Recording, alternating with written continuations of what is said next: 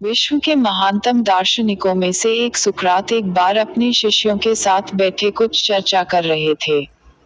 तभी वहां अजीबोगरीब वस्त्र पहने एक ज्योतिषी आ पहुंचा।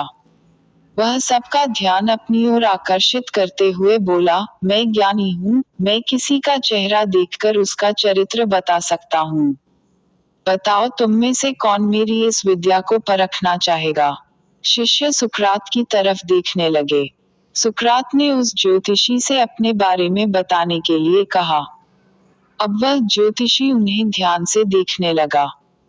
सुकरात बहुत बड़े ज्ञानी तो थे लेकिन देखने में बड़े सामान्य थे, बल्कि उन्हें कुरूप कहना कोई अतिशयोक्ति न होगी। ज्योतिषी उन्हें कुछ देर निहारने के बाद बोला, तुम्हारे चेहरे की बनावट बताती है कि तुम सत्ता के विरोधी हो, तुम्हारे अंदर द्रोह करने की भावना प्रबल है। तुम्हारी आंखों के बीच पड़ी सिकुड़न तुम्हारे अत्यंत क्रोधी होने का प्रमाण देती है। ज्योतिषी ने अभी इतना ही कहा था कि वहां बैठे शिष्य अपने गुरु के बारे में ये बातें सुनकर गुस्से में आ गए और उस ज्योतिषी को तुरंत वहां से जाने के लिए कहा। पर सुकरात ने उन्हें शांत करते हुए ज्योतिषी को अपनी बात पूर्ण करने के लिए कहा। ज्योतिषी बोला, तुम्हारा बेडौल सिर और माथे से पता चलता है कि तुम एक लालची ज्योतिषी हो, और तुम्हारी ठुड्डी की बनावट तुम्हारे सनकी होने के तरफ इशारा करती है। इतना सुनकर शिष्य और भी क्रोधित हो गए, पर इसके उलट सुकरात प्रसन्न हो गए और ज्योतिषी को इनाम देकर विदा किया। शिष्य सुकरात के इस व्यवहार से आश्चर्य में पड़ गए और उनसे पूछा, गुरुजी, आपने उस ज्योतिषी को इनाम क्यों दिया, जबकि उसने जो कुछ भी कहा वो सब गलत है।